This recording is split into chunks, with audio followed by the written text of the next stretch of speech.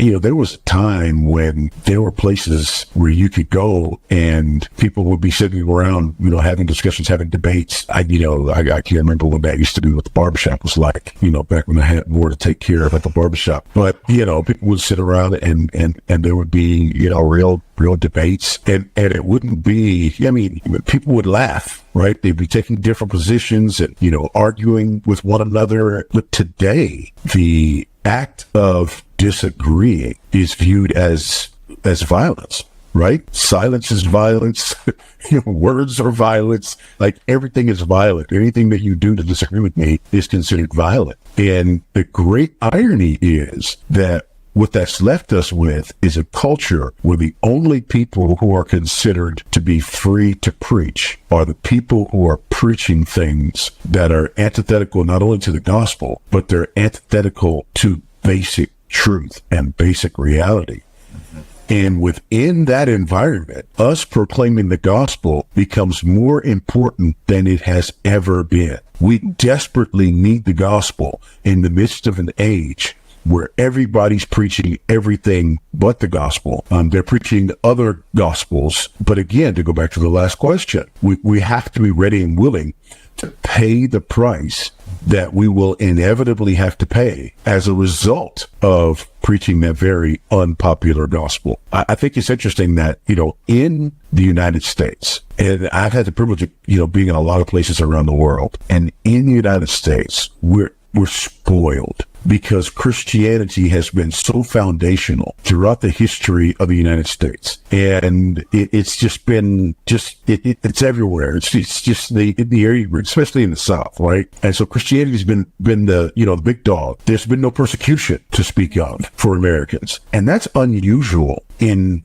the history of the church. Our experience in the West, our experience as Americans is not what the experience of most Christians throughout the history of the world has been. And because of that, most Christians are now recoiling, and we're thinking, well, something must be wrong, right? And we're also thinking, well, we don't know what to do, and we're afraid. Well, if you look at the rest of the history of the church, this is the environment that Christians have lived in throughout the history of the church. It has always been costly to preach the gospel. It has always made you an outsider. It has always made you strangers and aliens. And so what we've got to do is take a step back and thank the Lord, right, for the season that we've had, and then stand in line with the rest of our brethren throughout the history of the church and do what they've always done, which is count the cost and preach the gospel and accept the consequences. Yeah, with all the cultural chaos that's happening and the relativism and the tolerance, and maybe you just hit on it with your point about sharing the gospel, what hill do you choose to die on with all of this stuff that's going on? I think that's going to be different, for each of us. It really depends on where you are, right? If you live in California or New York, it's going to look different if you live in Texas. And so I think each of us is going to have to answer that for ourselves. I think for most of us, the first place we're going to have to answer it is within our immediate families. When you've got people in your family who are going to school, whether it's, usually it used to be if you had people in your family who were going to particular kinds of colleges, then they would come back with all kinds of craziness. And, now it's all the way down to elementary school. You've got kids who are 6, 7, 8 years old coming home castigating their parents, because they don't use pronouns correctly, which is to say incorrectly.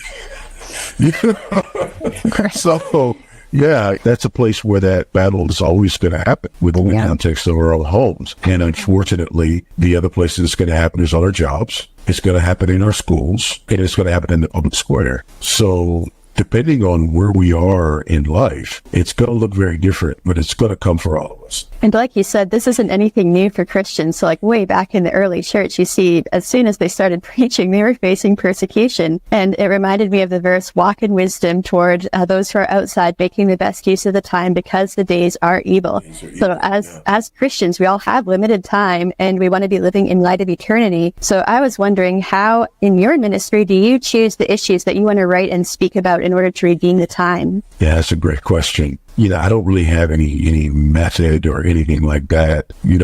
This book is an update of my first book, and it first came out 20 years ago. And the reason that we did this update and this re-release is because a lot of things that were sort of, cutting edge, if you will, 20 years ago are now things that everybody's looking at and going, well, yeah, that's here and it's full blown. It's not that I choose books as much as the books kind of choose me. There are things that I preach on and teach on. There are things that happen out there, in the culture. I don't know.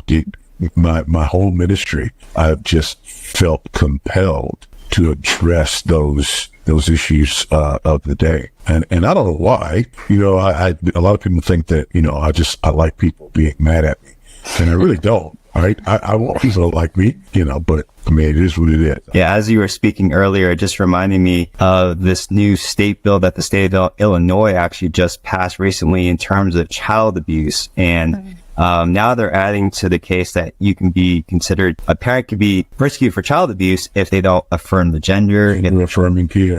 Gender affirming care, even abortion as well. I mean, just talking about that persecution again, it's so critical. As Americans, we live in this very squishy kind of 21st century. We're just not really aware of the situation. But obviously, I mean, it seems like it's getting worse and worse and worse. And so what are some of the, I guess, tips or practical advice you could give to Christians living in this?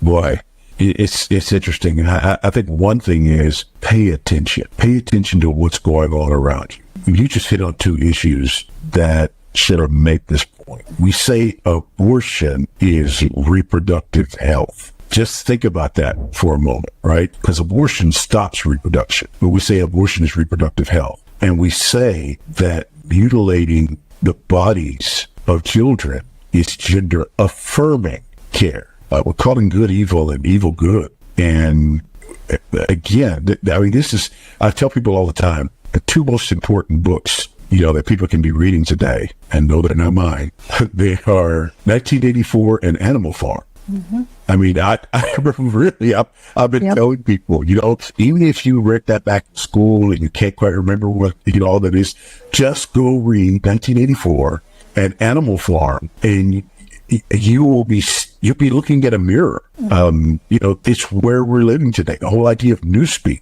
they, them, you see, sir, and it's absolutely ridiculous, but it's where we live, and people are serious about it. They're dead serious about it. Yeah, I think that goes back to what you're saying about tolerance, because in Animal Farm, it says that some of the animal, or all the animals were equal, but some were more equal. More equal than others. Yep. Mm-hmm.